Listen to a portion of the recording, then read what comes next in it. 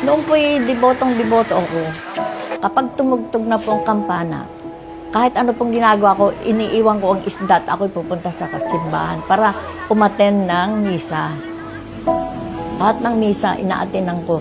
Lahat ng prosesyon, dumadalo ko.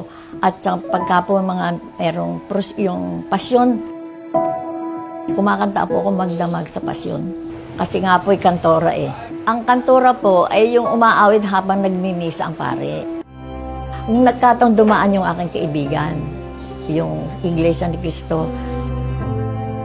Halika, kwentuhan mo ako doon sa Iglesia ni Cristo. Ano ba yung Iglesia ni Cristo? Sabi ko.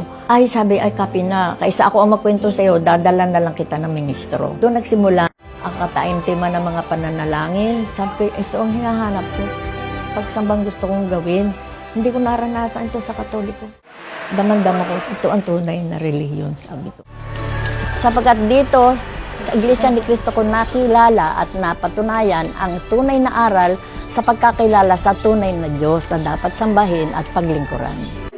Ako po'y nanindigan na sa pagka-Iglesia ni Cristo ko dahil dito ko nga nakita yung tunay na aral. Lalong tumindi ang pag-ibig ko sa Diyos na nakilala kong tunay na Diyos. Kung dati mananampalataya, higit na mananampalataya ako ngayon.